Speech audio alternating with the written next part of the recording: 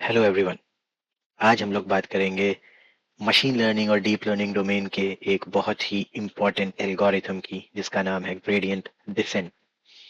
ये algorithm not only हम machine learning या डीप लर्निंग में यूज करते हैं। अभी के जितने भी नए एलएलएम फ्रेमवर्क्स आए हैं, चाहे वो चैट जीपीटी हो, चाहे वो क्लॉडे हो, चाहे वो जेमिनाई हो, ये सारे एल्गोरिथम्स का कोर है ये ग्रेडियंट डिसेंट। अगर ये ना हो तो वो सारे फ्रेमवर्क काम करना बंद कर देंगे, मशीन लर्निंग मॉडल्स की ट्रेनिंग होना बंद हो जाएगा। आज हम लोग इस वीडियो में मेजरली तीन चीज देखेंगे। पहले हम लोग लेंगे एक रियल लाइफ एनालॉजी, जहां हम देखेंगे कि रियल लाइफ से कंपेयर करके कैसे ग्रेडियंट डिसेंट को इमेजिन किया जा सकता है, उसके पीछे का इंट्यूशन को समझा जा सकता है। फिर हम लोग देखेंगे सेम एग्जाम्पल को हम मशीन लर्निंग में ट्रांसलेट कैसे कर सकते हैं और कैसे समझ सकते हैं कि मशीन लर्निंग में इसका रोल क्या है। फाइनली हम लोग एक छोटा सा मैथमेटिकल एग्जाम्पल लेंगे इस पूरे कॉन्सेप्ट को समझने के लिए। तो स्टार्ट करते हैं सबसे पहले रियल लाइफ एग्जाम्पल से। सो अभी के समय आप कहीं पे भी, चाहे वो यूट्यूब हो, चाहे वो कोई भी रिसर्च पेपर हो, कोई भी बुक हो जहाँ पे आप ग्रेडियंट डिसेंट को पढ़ते हो, वहां पे आपको एक स्पेसिफिक ग्राफ देखने को मिलेगा। वो ग्राफ कुछ इस कर्व शेप का रहता है, जहाँ पे एक स्टार्टिंग पॉइंट डिफाइन करते हैं, एक एंडिंग पॉइंट डिफाइन करते हैं, एंड फिर बोलते हैं कि मल्टीपल स्टेप्स लेकर के हमको टॉप टू बॉटम पे पहुंचना है। सो मेजरली यही कोर है आपका ग्रेडियंट डिसेंट का। लेकिन इस चीज को हम और बेटर वे में अंडरस्टैंड करेंगे अपने एग्जाम्पल के थ्रू, क्योंकि कई बार इसको इस ग्राफ के वे में समझना थोड़ा डिफिकल्ट हो जाता है, थोड़ा कॉम्प्लेक्स हो जाता है। तो ये एग्जाम्पल हमको काइंड ऑफ एक इमेजिनेशन में हेल्प करेगा।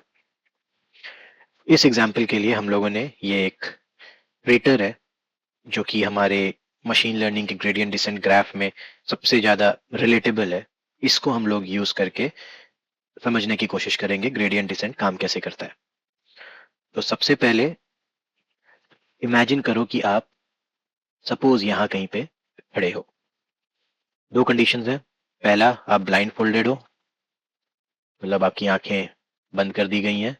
और दूसरा, आप साइकिल पे हो। तो ये दो कंडीशंस हैं जो हमको याद रखना है।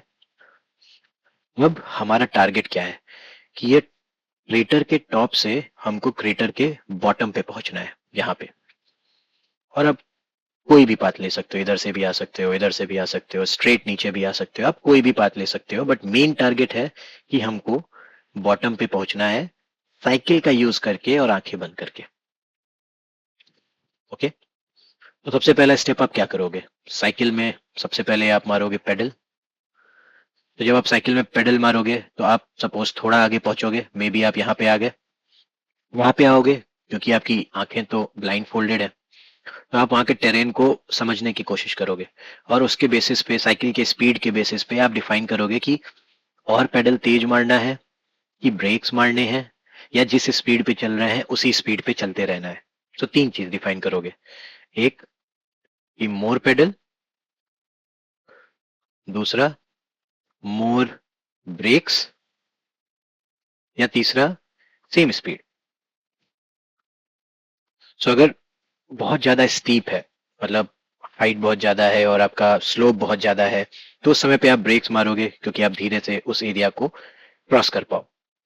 अगर बहुत ज्यादा फ्लैट एरिया है, जहाँ पे आपकी गाड़ी की स्पीड धीरे हो रही है, तो वहां पे आप मोर पेडल्स मारोगे, ताकि आप उस एरिया को क्रॉस कर जाओ। एंड अगर जिस स्पीड से आप स्टार्ट किए थे वैसा ही कुछ आपको टेरेन मिलेगा, तो आप सेम स्पीड पे कंटिन्यू करोगे। एंड इवेंचुअली आप फिर ऐसे ही सेकंड पोजीशन पे आओगे, फिर आप ये तीन में से कुछ एक डिफाइन करोगे, थर्ड पोजीशन पे आओगे, फिर डिसीजन लोगे, एंड ऐसे करते करते करते करते आप eventually bottom of the crater पहुंच जाओगे। सो ग्रेडियंट डिसेंट भी यही है, हमको टॉप से, कोई भी ग्राफ के टॉप से बॉटम तक पहुंचना है, छोटे छोटे स्टेप्स लेके, ये तीन चीज को माइंड में रख के, एंड हमको बॉटम ऑफ द ग्राफ को इवेंचुअली पहुंच जाना है। तो ये है हमारा रियल लाइफ इंट्यूशन।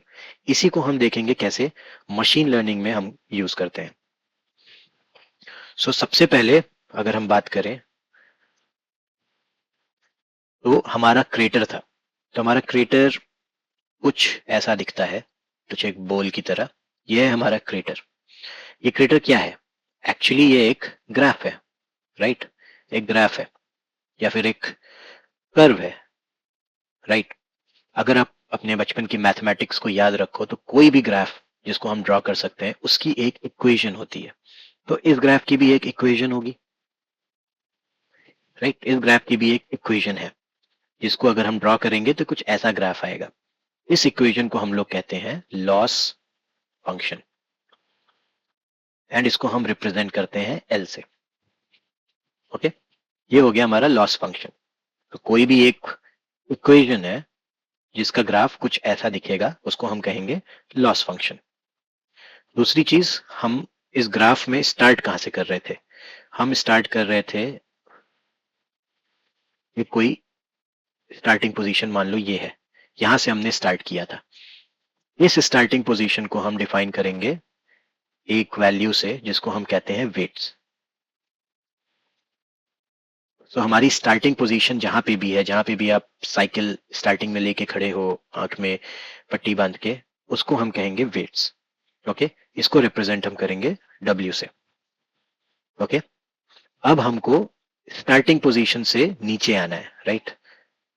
तो आपने पहला पेडल मारा एंड आप स्टार्टिंग पोजीशन से सेकंड पोजीशन में भी यहां पे आ गए। अब नीचे आना आएंगे कैसे, राइट? वहां पे तो हमारे पास साइकिल में पेडल था, हमने पेडल मारा। यहाँ पे पेडल क्या है? मैथमेटिकली पेडल क्या है? मैथमेटिकली पेडल हमारा है डेरिवेटिव। तो क्लास 11 12th में अगर हम लोगों ने मैथ्स पढ़ी होगी तो वहां पे एक कॉन्सेप्ट था कैलकुलस का, उसमें एक कॉन्सेप्ट था डेरिवेशन, दूसरा एक और कॉन्सेप्ट था इंटीग्रेशन। इंटीग्रेशन का अभी हम यूज नहीं करते मशीन लर्निंग डोमेन में, पर एक कॉन्सेप्ट था डेरिवेशन। अगर हम यहाँ पे डेरिवेटिव को अप्लाई कर दें तो हम नीचे मूव करना स्टार्ट हो जाएंगे। यहाँ पे हम कैसे अप्लाई करेंगे इसको समझने से पहले हम देखते हैं एक नॉर्मल 2 डायमेंशन में कैसे ये डेरिवेटिव काम करता है। फॉर एग्जाम्पल, ये हमारा एक बेसिक ग्राफ है। पहले आप यहाँ पे कहीं थे, पोजीशन थी x1 y1, और आप नीचे आए यहाँ पे, वो है x2 y2। तो ये दो पोजीशन आपने चेंज की, तो इसके बेसिस पे हमारा स्लोप डिफाइन होता है। इतना स्टीप है, इतना तेजी से नीचे आ रहे हैं, उसको जानने के लिए हमें स्लोप जानना बहुत जरूरी है। और स्लोप जानने का फॉर्मूला अगर आपको पहले का याद हो वो होता है y2 minus y1 divided by x2 minus x1। तो ये स्लोप हमें बताता है कि हम यहां से यहां तक कैसे पहुंच रहे हैं, राइट? सेम चीज डेरिवेटिव है, और इसको भी हम डेरिवेटिव ही कहते हैं। यहाँ पे हम इसको रिप्रेजेंट करते हैं dy बाय dx से। डी रिप्रेजेंट करता है चेंज। तो कितना चेंज y में हुआ, कितना चेंज x में हुआ, उसका अगर हम रेशियो निकाल लें तो डेट इज योर डेरिवेटिव या उसका स्लोप। सेम चीज यहाँ पे, ये तो हमारा 2 डायमेंशन में था, ये हमारा कर्व है। सो इस लॉस फंक्शन का अगर हम डेरिवेटिव निकाल दें तो हम नीचे पहुंचना स्टार्ट कर देंगे, ये हमारा पेडल का काम करेगा। तो अगर हम dl लॉस फंक्शन का चेंज dw हमारे पहला पोजीशन हम कहाँ पे थे उसके रिस्पेक्ट में अगर डेरिवेटिव निकाल दें तो हमारा पेडल का काम करेगा। तो हम लोग नीचे जाना स्टार्ट कर देंगे, we will start going down. यही था हमारा पहला स्टेप, हमको नीचे जाना है। कैसे जाएंगे? लॉस का डेरिवेटिव निकाल के विद रिस्पेक्ट टू वेट्स, मतलब कहाँ पे हम इनिशियली थे। सेकेंड स्टेप क्या था? जब हम कहीं पहुंच गए, क्योंकि हमारी आंखें तो बंद है तो हमको पता नहीं है हम कहाँ पे हैं, तो हमको इमेजिन करके ये फाइंड आउट करना है कि बहुत तेज जा रहे हैं कि बहुत धीरे जा रहे हैं, और स्टीपनेस कितना है। अगर स्टीपनेस ज्यादा है तो हमको थोड़ा ब्रेक मारना होगा, स्टीपनेस बहुत कम है, फ्लैट है, तो हमको पेडल्स ज्यादा मारने होंगे। ये वाला स्टेप हम कैसे मैथमेटिकली करेंगे? इसके लिए हम यूज करते हैं something called as learning rate. इसको रिप्रेजेंट करते हैं हम अल्फा से। अगर हमारे लर्निंग रेट की वैल्यू ज्यादा हुई तो इसका मतलब हमारी स्पीड ज्यादा होगी, मतलब हमारा पेडल्स, हम ज्यादा पेडल्स मार रहे हैं। अगर लर्निंग रेट की वैल्यू कम हुई तो हमारा ब्रेक्स ज्यादा रहेगा या स्पीड कम रहेगा। स्पीड कम रहेगा, ब्रेक्स ज्यादा रहेगा। तो हमें ये अल्फा की वैल्यू डिफाइन करनी रहती है जो हमारा स्पीड को बता, मतलब हमें ब्रेक मारना है, हमें पेडल मारना है, ये डिफाइन कराएगा अल्फा। अब हम ये मारेंगे कैसे? सिंपल, अगर हम इस अल्फा को मल्टीप्लाई कर दें ये डेरिवेटिव से, D L by D W, ये हमारा स्पीड डिफाइन कर देगा। अल्फा की वैल्यू कम रहेगी तो स्पीड कम हो जाएगी, अल्फा की वैल्यू ज्यादा रहेगी तो स्पीड ज्यादा हो जाएगी। एंड फाइनली थर्ड स्टेप, ये सब करने के बाद हम कहाँ पहुंचे, हमारी पोजीशन क्या है, ये कौन सी पोजीशन है, ये कैसे पता करेंगे? ये पता करने के लिए हमारी प्रीवियस पोजीशन पता होनी चाहिए जो कि हमने W डिफाइन की थी। इसमें से हम ये सेकेंड स्टेप वाली वैल्यू को सब्ट्रैक्ट कर दें तो ये हमारी न्यू पोजीशन हो जाएगी। ओके, तो इवेंचुअली हमारा टारगेट है कि W के किसी भी वैल्यू से हम स्टार्ट करें, मान लो 100 से स्टार्ट कर रहे हैं, W के किसी भी वैल्यू से स्टार्ट करें, इवेंचुअली हमें W के 0 पे पहुंचना है। तो W के किसी भी वैल्यू से अगर हम स्टार्ट करते हैं, ये आपकी करंट पोजीशन है, और W इक्वल्स टू 0 ये आपका बॉटम है, बॉटम ऑफ ग्राफ, या जो क्रेटर का एग्जांपल लिए थे, बॉटम ऑफ क्रेटर। मैथमेटिकली इसको थोड़ा देखते हैं हम कैसे ये काम करता है, ये 3 स्टेप कैसे काम करते हैं। तो फिर से मैं ये ग्राफ ड्रॉ करता हूं। सपोज इनिशियली हम लोग कहीं यहाँ पे थे, यहाँ पे W की वैल्यू थी 4। ये W की वैल्यू कैसे आती है? ये रैंडमली आती है। स्टार्टिंग फर्स्ट स्टेप में W की वैल्यू हमेशा रैंडमली आती है। रैंडमली मैंने इसको वैल्यू दे दिया 4। ओके, सो सेकेंड था कि ये ग्राफ, ये कौन सा ग्राफ है? ये एक इक्वेशन है, एक लॉस फंक्शन का इक्वेशन है। अब ये लॉस फंक्शन का इक्वेशन हम कौन सा इक्वेशन ले? बहुत सारे ऐसे इक्वेशंस हैं जिनका ग्राफ इस कर्व की तरह दिखता है। हम एक बेसिक ले लेते हैं इस एग्जाम्पल के लिए, W स्क्वायर ले लेते हैं। तो L equals to W square, ये है हमारा एक लॉस फंक्शन जिसकी इक्वेशन है W स्क्वायर, जिसका ग्राफ अगर हम ड्रॉ करेंगे वो कुछ ऐसा आएगा। नीचे जाना स्टार्ट करते हैं। अब पहला स्टेप, हमको D L by D W निकालना है, मतलब D W square by D W. अब अगर थोड़ा सा मैथमेटिकल फॉर्मूला अगर आप याद करोगे क्लास 11th और 12th का, तो डब्ल्यू स्क्वायर का derivative with respect to W, ये यहाँ आ जाएगा, ये -1 हो जाएगा। सो दैट मीन्स ये हो जाएगा आपका 2W। अगर ये आपको नहीं समझ में आ रहा है तो आपको फिर से एक बार डेरिवेटिव का रिफ्रेशर सेशन लेना पड़ेगा, बट इवेंचुअली ये यही रहेगा 2W। W की वैल्यू हमको पहले से पता है 4, विच इज 2 इंटू 4, ये आपको देगा 8। पहला स्टेप हो गया, नीचे आना हमको स्टार्ट हो गया। स्पीड डिफाइन करते हैं, सेकेंड स्टेप था। तो सेकेंड स्टेप होगा alpha into 8, right? 8 value D L by D W which is alpha into 8, ये हमारी स्पीड होगी। अल्फा की वैल्यू भी हम डिफाइन करते हैं स्टार्टिंग में ही। अल्फा की 3 वैल्यू लेते हैं एग्जाम्पल पर्पस के लिए, एक लेते हैं 0.1, एक लेते हैं 0.01 और एक लेते हैं 1, और देखते हैं इन 3 वैल्यूज के बेसिस पे हम कैसे मूव करेंगे डाउन द ग्राफ। अगर हम 0.1 लेते हैं तो हमारा ये अल्फा मल्टीप्लाइड बाय 8 हो जाएगा 0.8। अगर 0.01 लेते हैं तो 0.08 हो जाएगा, अगर 1 लेते हैं तो 8 हो जाएगा। हमारी स्पीड डिफाइन हो गई अल्फा के मल्टीपल वैल्यूज के बेसिस पे। थर्ड स्टेप पे आते हैं जहां पे हमारा फॉर्मूला था W minus alpha into D L by D W. So हमारी अल्फा की पहली वैल्यू है 0.1, सो अल्फा की पहली वैल्यू है 0.1, अल्फा की दूसरी वैल्यू है 0.01 और अल्फा की तीसरी वैल्यू है 1। इसके बेसिस पे डिफाइन करते हैं हमारी नया पोजीशन क्या रहेगा। तो W हमारी पहली वैल्यू है W की 4 माइनस 0.1 पे हमारी क्या वैल्यू आई थी 0.8, 0.8 ये हमको देगा 3.2।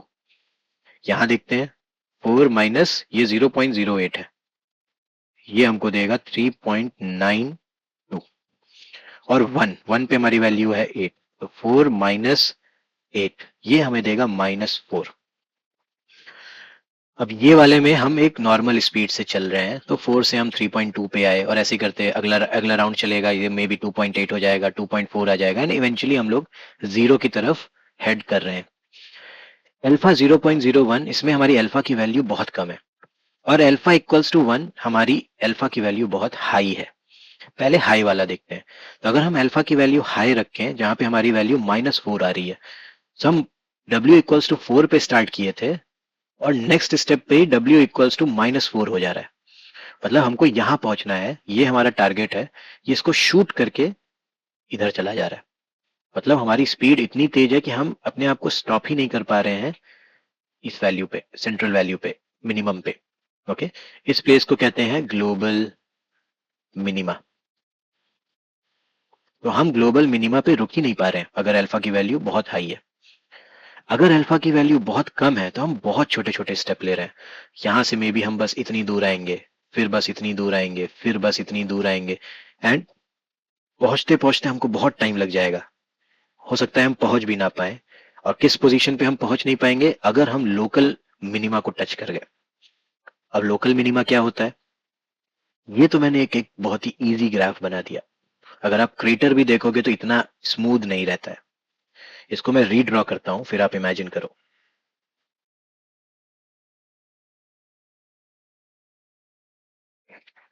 कुछ ऐसा था क्रेटर आपका, कुछ ऐसा था ग्राफ ग्राफ आपका।